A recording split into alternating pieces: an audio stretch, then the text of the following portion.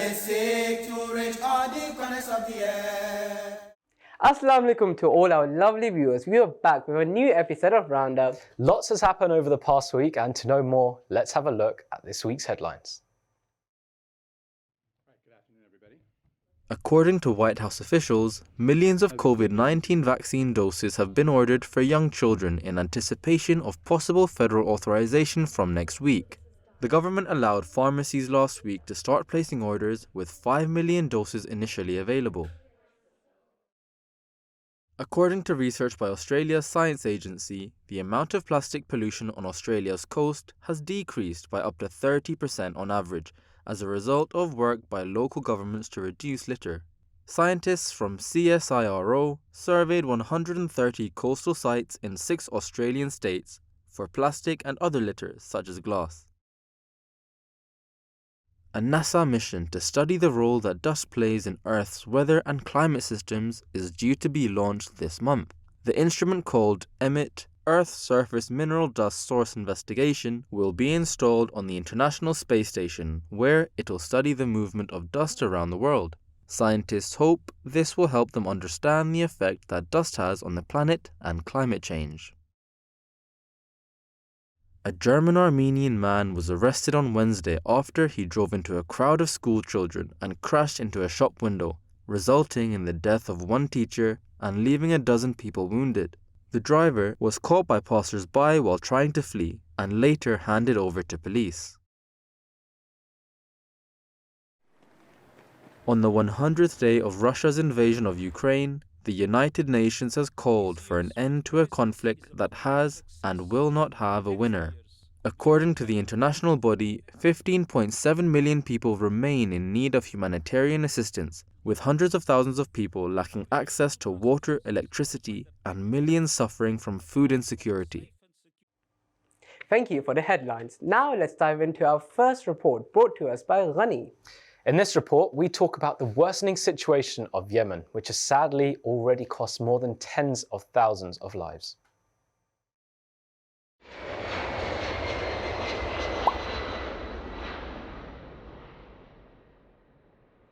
It is considered the world's largest humanitarian crisis, with more than 20 million people requiring food assistance.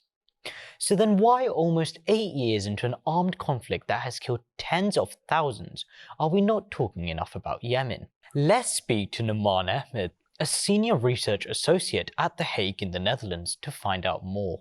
What is the current situation in Yemen? So the war in Yemen is complex. I mean, it started in 2014 when there was a rebel group called the Houthis. They marched on to the capital and took on the capital. A few months later, they spread throughout the country, and then the Saudi-led coalition entered Yemen and started doing airstrikes and supporting the government to fight off the rebels. And that continued for the past 7 to 8 years, but no party has been able to reach victory over the other. Now, the exact cause of the conflict goes back many years ago, and it's a debate over how a Muslim society should be ruled. Should the leader be from the family of the Prophet ﷺ, also known as the Hashemites?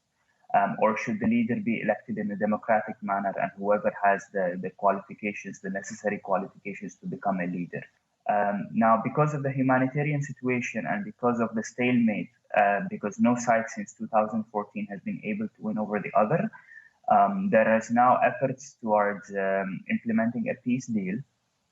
So since the last 2 months, there has been a ceasefire that started in Ramadan, and this ceasefire is extended for 2 more months. And there are ongoing efforts to open some of the roads in areas that are very affected by the humanitarian situation. There are also efforts to bring in goods and necessary goods that the people need into the country. But overall, the country is still in a position of stalemate, politically, military. And the big questions over how should the country look like is not clear yet, because also there are many different competing visions over how should the future of the country look like. What are the regional and global impacts of the Yemen crisis? So the regional or the global impact is mainly looked at in terms of security. Of course, because there is a humanitarian crisis, it also affects the regional countries and also affects the global community as well, because people move out of Yemen, and this caused a migrant crisis. I mean, it's not only because of Yemen, but because of the war in Yemen, the migrant crisis became a little bit worse. Now, the regional impact is mostly security-wise, because sometimes missiles are being hit at energy facilities and military facilities all over the Gulf area, Saudi Arabia, Emirates as well. So the international community started taking more concern about the war in Yemen because of these attacks that have been going beyond the border. The people of Yemen have been suffering from diseases such as cholera, which has been extinct before. And these are also concerns because anything that happens in Yemen can eventually spread out to Africa or the neighboring countries as well.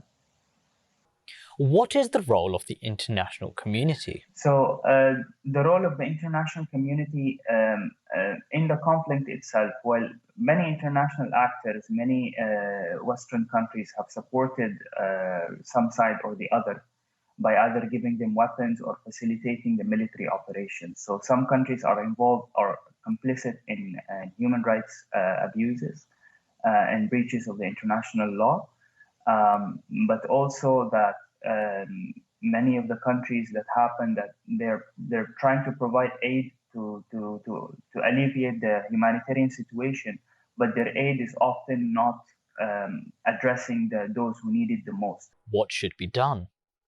So there needs to be trust building in areas such as culture, education, and daily economic life. The international community should put an effort into helping people to find ways that they can live with each other and support each other in their daily lives without having to fight.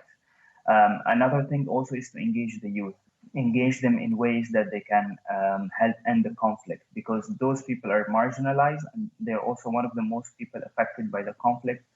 But unfortunately, their voices are not heard enough around the world. Jazakallah Naman Saab. It is long past time for the international community to wake up to the humanitarian crisis in Yemen. Now is the time for action. Jazakallah Ghani for this informative report on Yemen. It's very important we try to keep ourselves informed about the things that are happening around us. Now it's time for the most important segment of the episode. It's the weekly Friday Sermon Summary. Assalamu alaikum, my dear brothers and sisters. Last Friday, Hudur Aydallahu Ta'ala bin Nasir Aziz continued to speak about Hazrat Abu Bakr radiallahu anhu, the first Khalifa of Islam. Did you know Hazrat Abu Bakr radiallahu anhu's kindness can be seen from the fact that he paid 40,000 dinars out of his own pocket to help free 8 slaves, the most famous among them being Hazrat Bilal radiallahu anhu. During this week's sermon, Hudur Aydallahu Ta'ala bin Nasir Aziz said that he would continue narrating incidents from the life of Hazrat Abu Bakr radiallahu anhu from the Battle of Yamama. Beloved Hudur Aydallahu Ta'ala bin Nasir Aziz said that Hazrat Yamara radiallahu anha, known as one of the bravest Muslim women, also took part in the Battle of Yamama. She had also taken part in the Battle of Uhud, where she would bravely go around providing water. She also defended the Holy Prophet sallallahu alaihi wasallam and would cast arrows at anyone who tried approaching him. Hudur Aydallahu Ta'ala bin Nasir Aziz said that with permission from Hazrat Abu Bakr radiallahu anhu, she took part in the Battle of Yamama, along with her other son Abdullah. During the battle, she caught sight of Musallama and set forth to attack him. In the meantime, someone came and cut her arm off, but she did not give up. When she looked up, she saw that her son had already killed Musallama. Thereafter, Hazrat Abu Bakr radiallahu anhu used to visit Hazrat Amara radiallahu anha to find out about her well-being. Hudur Aydallahu Ta'ala bin Nasir Aziz went on to narrate the fearlessness of Hazrat Abu Aqil radiallahu anhu. Hudur said that Hazrat Abu Aqil radiallahu anhu was the first to set out for battle during the Battle of Yamama. He was struck in the shoulder with an arrow which he pulled out, but he fell weak from the attack.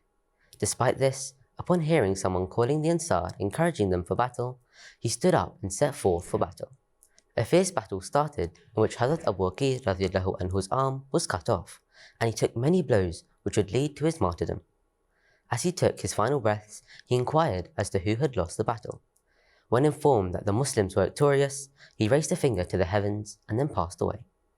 Beloved Hathor Ayyadallahu Ta'ala bin Nasir al-Aziz said, upon the completion of the Battle of Yamama, Maja'a bin Marara went to Hazrat Abu Bakr radiallahu anhu and accompanied him upon his visits to the graves of the martyrs.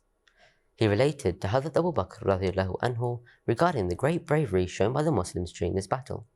He especially related to the bravery of his friend Hazrat Ma'an bin Adi radiallahu anhu. He had tied a red cloth on his head and bravely called the Ansar to fight.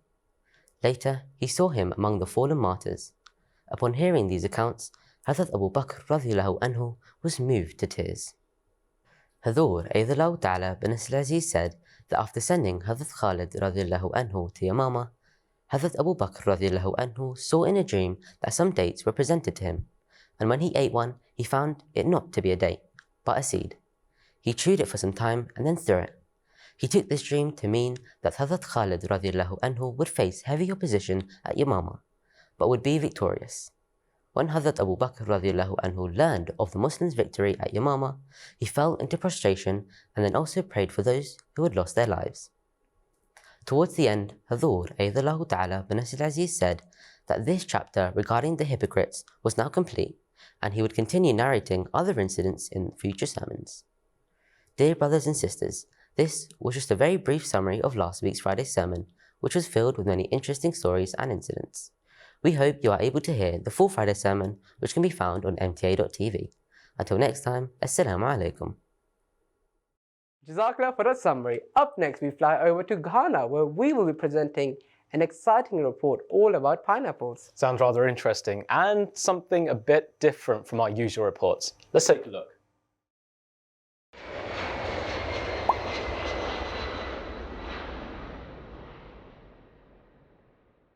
I shall cause, I shall cause, I shall cause thy message to reach all the corners of the earth. Assalamu alaikum friends, I am in a fruit plantation.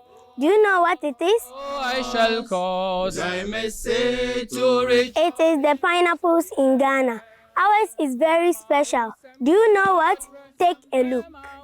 फल घाना में हर किस्म का फल बड़ा अच्छा है। घाना में सबसे अच्छा पाइनएप्पल है। पाइनएप्पल बड़ा खट्टा होता है अमूमन, लेकिन मैं जब साचर में होता था ना, तो मैंने देखा उसके साथ मानकसम की तरफ जाते हुए रास्ते में एक छोटा सा गांव आता है, कुटसी आता है ना, कुटसी जी, कुटसी में कुटसी का पाइनएप्पल जो है ना, घाना में सबसे अच्छा होता है। माशाल्लाह। ठीक है, और वो बड़ा बड़ा मीठा भी होता है, और मुझे पाइनएप्पल बड़ा पसंद होता था वहाँ का। बड़ी अच्छी चीज़ें हैं पाकिस्तान में, घाना में। पाइनएप्पल तो बड़ी महंगी चीज़ है, बड़ा अहम चीज़ है, बड़ा पसंद किया जाने वाला फल होता है। और हम वहाँ कुर्सी जाते थे और एक सीढ़ी का पाइनएप्पल लेकर खा लिया करते थे। अब तो महंगा हो गया होगा शायद, है ना जी। चलो नीचे का लाबल दुनिया यानी बबजाया, नीचे का लाबल दुनिया, नीचे का लाबल दुनिया, नीचे का लाबल दुनिया यानी बबजाया। मशो साने मशो साने मशो साने ले शजलमलिंग if yahe masho sane masho sane masho sane le keshajalamli. This fruit looks very delicious. Bismillahi wa ala barakatullah. It is very amazing. It has so many nutrients. But remember that too much of everything is bad, and do not eat it in excess. That's it from Ghana. Assalamu alaikum wa rahmatullahi wa barakatuh. I shall cause thy message to reach all the corners of the earth. Mema unsemno akoviase afanenina. You know what, Jinnah? I've been to Ghana and tried those pineapples, and they really are as good as they look. Well, make sure to bring us some next time. If you're a nature lover, then you're up for a treat because in our next report, we join Zakaria, who will be exploring the beauty of the Hatta Mountains. Let's take a look.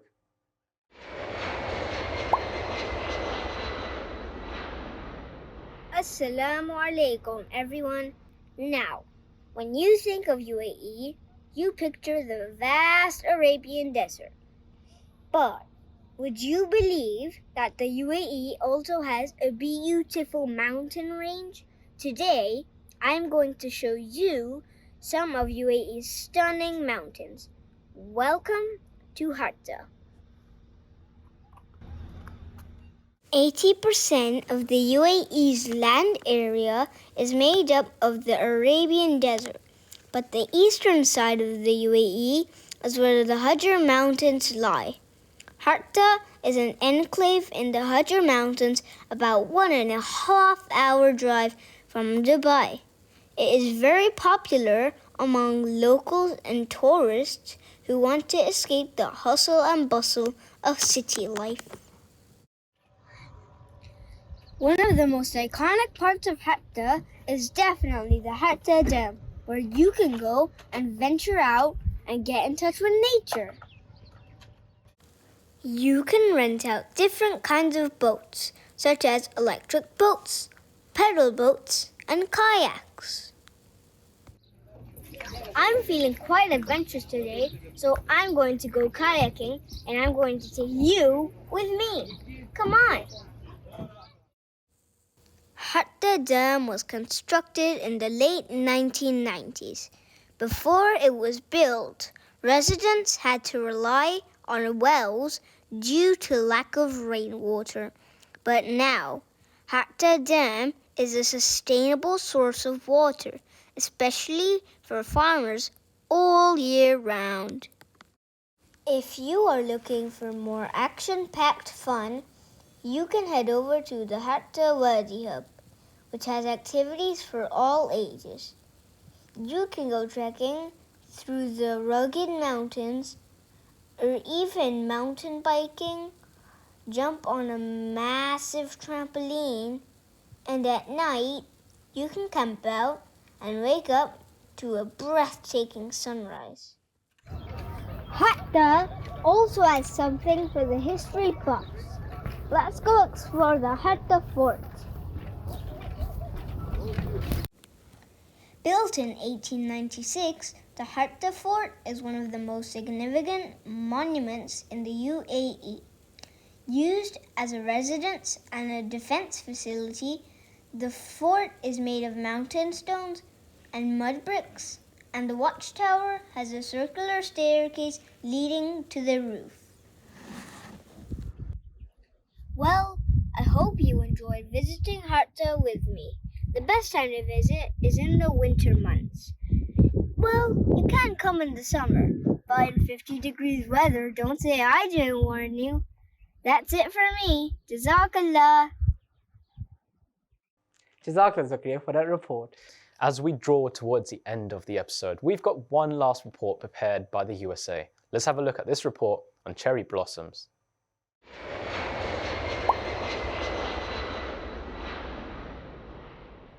The Cherry Blossom Festival in Washington, D.C.'s National Mall is a very special time, not only commemorating the beginning of spring, but also the friendship between two countries.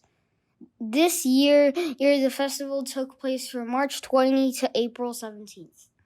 We are at the tidal basin, where 110 years ago, in 1912, the mayor of Tokyo, Japan, gifted Washington, D.C. with 3,000 cherry blossom trees in honoring the friendship between USA and Japan.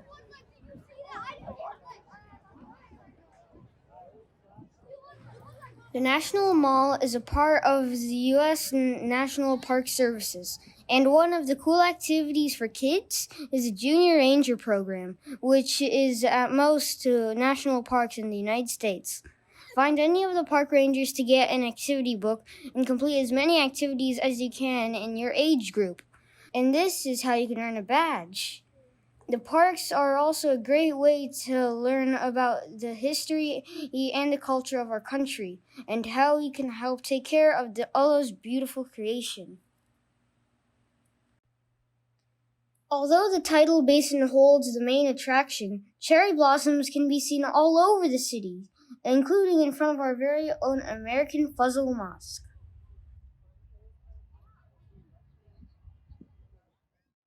Jazakallah for the report. That's it for this episode of Roundup. Thanks for tuning in, and don't forget to join us next week when we will be covering even more exciting topics from around the world. As always, we love hearing what you have to say, so continue to send your feedback on our social media channels or email us to roundup@mta.tv. Until next week, Assalamu alaikum.